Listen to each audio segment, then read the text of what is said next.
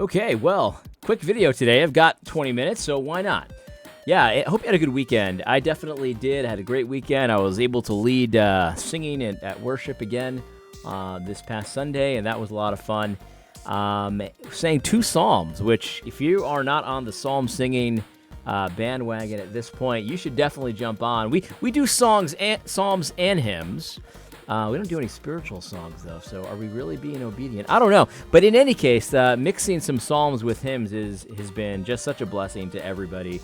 And it's just such a good reminder to know how God has dealt with grace and kindness towards his people, all the way from the Exodus and before that to today. It's just so amazing to be on the Lord's side. What a great time to be on the Lord's side. Today's video is actually inspired by Ruslan KD. Ruslan texted me a while ago, and he's actually texted me a couple times over the past year or so, and he always catches me when I'm on vacation. So for whatever reason, he texts me when I'm on vacation, so I don't get to his thing that he says right away, and then I forget about it. And so like a while back, a number of months, he said, hey, that this video reminded him of our conversation that we had, and he wanted to see why I would be opposed to this. So let's watch this. It's a 5-minute video. It's called An Alternative to Welfare. And it's about, we'll just let you figure out what it's about. And so remember, Ruslan KD was interested in my thoughts as far as why I'd be opposed to this. Let's continue. Oh, no, hold on. I gotta get the audio set up. Oh, man, I should have done this before. I'm in a little bit of a rush. So, oh, man. Hold on, I gotta pause the video. All right, we're back. I got my audio set up. Let's do this. There. Very winsome music. David Rubin, very winsome guy. So I think What? Commercial? What about if someone was non-binary? I've never seen this movie. I've heard it's good, but I have no non-binary. interest. universal basic income is a better solution than the hodgepodge of different intrusive programs that we have now. And let me explain briefly why. So what we have is a system, and I wrote a pretty incendiary this is about universal basic income, and I've obviously opposed universal basic income on principle. I think it's ungodly, unbiblical, and I said so in my conversation with Ruslan. And so this guy is presenting universal basic income as a solution to the disaster that our current welfare system is, which I definitely agree. Our current welfare system is a complete disaster. There's all kinds of perverse incentives that are created with our current welfare system. Like so many times, like you get someone that if they go to work, they lose all their benefits, and so they actually end up with less than if they don't work. And so it creates this perverse incentive to not work, because you'd be irrational to go to work if you end up with less than you do if you don't work. I totally get that, and I feel for people that are in those situations. I know many people in situations like that. So our current welfare system is a complete joke. It's a complete disaster. It's ridiculous. It hurts poor people, all of that. I'm opposed to that, but I'm also opposed to universal basic income. So let's hear why this guy thinks universal basic income is a better system than our current welfare system. about this. The state is a bad polygamist. So if you're a single mother and you have 3 children, if you do one of 2 things, you'll lose your support from the polygamist. If you get a job or get married. If you actually do something that achieves some independence for yourself, your husband, the state, will no, we're getting a divorce. Right. I don't care. I mean, you can have more children, right you about can have this. affairs, but you have to be committed to me. You can only get support from me, which means that you can't do any of the things that normally we would expect, and this is a conservative position, I suppose. Family and jobs are good things. Being married and having a job is a good thing. We have what many people, even on the left, have called the cliff effect. This is what I'm talking about, the cliff effect. Benefits. It's If I'm unreal. in Section 8 housing and I get subsidies for food, I get subsidies for school, the first $10,000 that I earn costs me $12,000 in benefits. So the poor aren't lazy, they're rational. Right. So they're really, it's just a realistic game. I don't want to say a game. They're not playing a game, but they're making calculations. It's a game in the technical sense. Yeah. That's They have choices, they have strategies, those have payoffs. Yeah. It's unsurprising they pick the ones that make them better off because they're desperate. They can't afford to lose this money. Of course. So this is what he's saying is exactly what I just got done saying. And I think every rational conservative acknowledges this, that and this is the thing, poor people aren't stupid, right? They do what benefits them. And so often it benefits you to not work according to the way our system is set up. Our system is set up to create a subservient underclass. It's set up to create a permanent underclass that's just completely dependent on daddy's state and all of that. He's 100% right about this. People are making rational choices. Look, if I work my tail off 40, 60, 80 hours a week and I have a family and all this kind of stuff, I will end up with less opportunities to feed my family than if I just let the daddy government take care of me. And so they're making a rational choice, at least in the here and now, because of course, we know with a longer time horizon, eventually the government's not going to be there. Eventually they're going to cut your benefits. Eventually you're going to get screwed by this awful, awful state that we have, because that's just how it is. And so there's not enough money to go around. And so eventually you're going to get screwed. And by the way, that's what this inflation is as well. Like all these programs and all the spending that we do with money we don't have, it ends up creating inflation, which ends up screwing you over because your benefits don't actually rise as high as inflation is in reality. They lie about the inflation numbers too to keep benefits low. So they say we have 8%, 9% inflation. Really, we have like 18 or 20% inflation. So your benefits are being cut in a very secretive kind of a way. So you end up getting screwed by the person that you trusted to provide for you. So in the short term, poor people often are making very rational choices when they choose not to go to work or choose not to get married or whatever it is. In the long term, it's a very bad choice, but they're desperate. They're living hand to mouth. They can really only think about the next 6 months or a year or stuff like that. So it's a very difficult situation that poor people are in, and it's our horrible, evil, upside down system of charity that puts them in that position. And so he's 100%. I completely agree with everything he's saying. Let's continue. For example, if you're living through subsidized housing in a decent area with a decent school, and even if you don't want those handouts, well, then you realize, well, I'm going to have to work a third job now, and then they're going to force me to move to a much worse place to live. I can't afford childcare. So the state is a bad polygamist. Let's stop doing that. I agree. So Let's stop. Universal basic income that's given without strings. We take the money that we're spending now, which is enough to give at least $12,000 per poor people. So you take the amount that we spend, divide it by the number of Where are we taking that from? Well, all of these different subsidy programs. Oh, so all of the subsidy programs then go to... So we including Social Security. So we eliminate all those. Yeah. Use that money to give everyone a universal basic income. And if they get a job, they don't lose it. If they get married, they don't lose it. They can use it for childcare. One of the problems that people have now is it's very specifically tied to a location. So I can't go somewhere where there's a job because I won't be able to establish myself. Universal basic income, if it's federal, means that if I'm living in Cleveland, Ohio, I can't find a job, and there are jobs in Texas or North Carolina. When I get there, I get universal basic income. I can establish myself, I can pay for childcare, I can look for a job, and there actually are jobs in those places. Yeah. Do you find a conflict between your libertarian self and your economist self on this? Because it seems like the idea, a libertarian going, the state should give people money, probably seems like there's some fight there, right? Sure, if you're a destinationist. If I'm a directionalist, I say, dude, we're giving them the money now. Right, we're already doing it. We're already doing it. Let's just give the money in a way that's cheaper and increases liberty.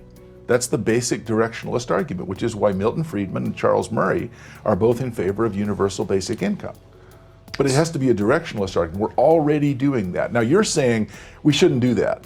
Great, good for you. So a lot of people were upset that he said that Milton Friedman was for universal basic income. And, Milton Friedman, in my opinion, he was. He had this idea for a thing called the negative income tax for people that make under a certain amount. So you pay income taxes if you make over a certain amount, but you get income tax. So you pay negative income taxes. You get money if you make under a certain amount. It's basically the same thing. I mean, it's not exactly the same, but I could see why someone would just call that a universal basic income. I'm not too uppity about it. I like Milton Friedman, so I'm not too uppity about saying he was for universal basic income. I think the negative income tax in many ways is just a universal basic income. Anyway, let's continue. We are. And unless you have some plan to end that and improve things, I'll listen to that. Right. That's not what they say. They just say, well, the government shouldn't be giving out any money. It already is. Let's do it in a more efficient way and in a way that increases liberty, because I can then spend that money on what I actually want. We give these vouchers for food, which I don't really want to buy that. I want to buy something else. I sell my food stamps for 50 cents on the dollar. If I get money, I already have 100 cents on the dollar. Now, the one objection that people on the left make is, well, those poor people, you know how they are. They'll spend it on the wrong stuff. So is that the argument that people on the left make? I think that isn't that usually from the right, where they'll say, well, they're going to spend it on booze. Of course, some people, but a surprising number of people on the left believe that. Of course, they believe that. They think the people on the left think that poor people are essentially barbarians. Like they don't know anything. They don't get it. And that's just, I'm here to tell. I know a lot of poor people. There's a lot of poor people in my family, and I know a lot of poor people. They're rational, just like you and me. They make rational decisions all the time. Now, they have vices, just like you and me, and they have different vices than so many times what we have. And so, whereas, rich people might have a vice of, I don't know, drinking or spending money on Amazon, poor people would have a vice of doing something totally irrational, which would be, lottery, spending money in the lottery. That's irrational. Just like being addicted to alcohol is irrational. So it's like, anyway. Let's continue.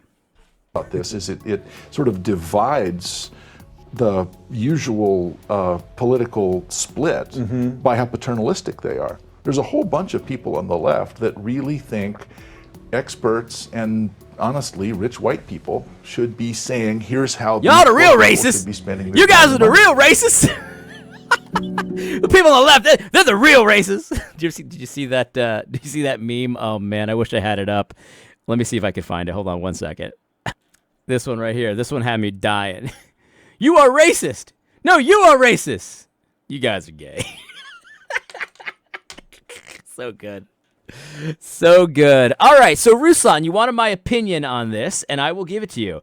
I completely agree with the man on the right that if the two options we have are do welfare, but the way we currently do it, or just give people cash, like in a universal basic income kind of way, if those were the only two options, of course, universal basic income is far superior. Far superior. The current welfare system is a complete disaster. His criticisms of it are exactly right. That's correct. Universal basic income is far superior. So eliminate, all the Medicare, Medicaid, health plan, food stamps, all that stuff, Social Security, all of it, and just give people cash. That would be far superior. 100% totally agree. And so if those are my only two options, I'd sign up for universal basic income today. I think negative income tax makes a lot of sense compared to the current welfare system. Of course it does. It makes way more sense than the current welfare system. 100%. But Ruslan, the thing is, those aren't our only two options, right? Those aren't our only two options. So I guess what I'm saying is, and I'm not like mad or anything. My opinion is that these guys are right. If those are the two options, either spend money the way we're currently doing it or change to a universal basic income, I'll sign up on change to universal basic income every day of the week, right? But the thing is, those are not our only two options. I think that we have to actually go for the right thing here. And the thing is, the government doesn't have any money of its own. Every dollar that they have, they take from somebody else. They take from our neighbors. They take from my neighbors, your neighbors. They take from me. They take from my family and all of this kind of stuff. And they need to stop doing that. They need to stop doing that, stealing money for purposes that they were never intended to have. And so my position, Ruslan, is that the civil governing authority is a deacon of wrath. That's what the scripture says. It's a deacon, a servant of God, and it's supposed to be executing vengeance upon the evildoer. It's a revenger of God. That's what the Bible says. That's what it's for.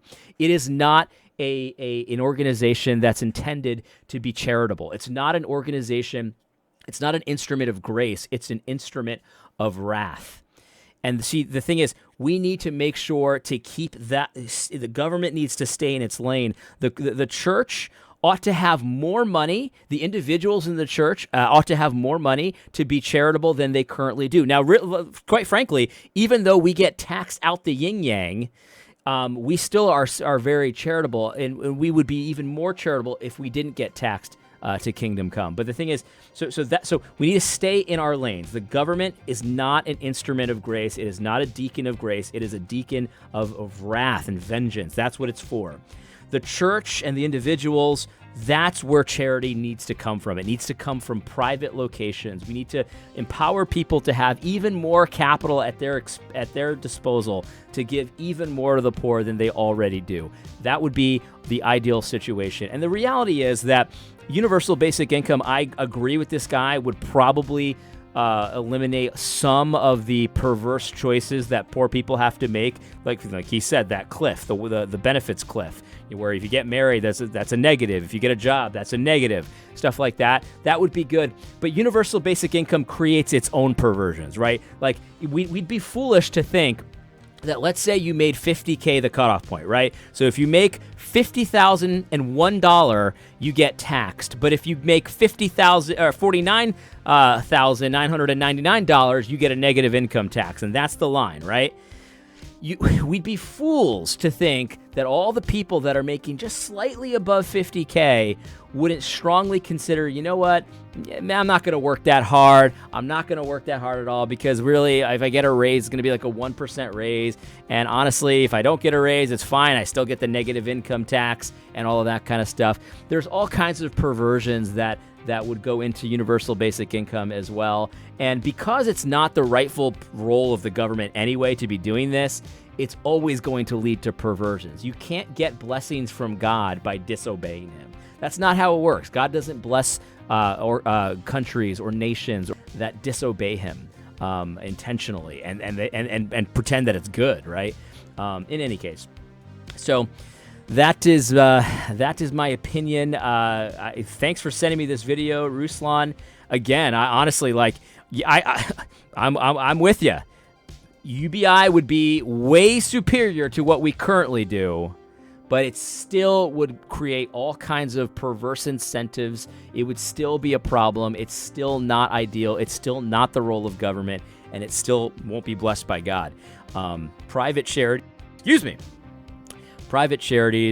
churches, that's the people. Those are the people that are dispensing God's grace, God's blessings, and things of that nature. I hope you found this video helpful. Yeah, I guess that's really it. God bless.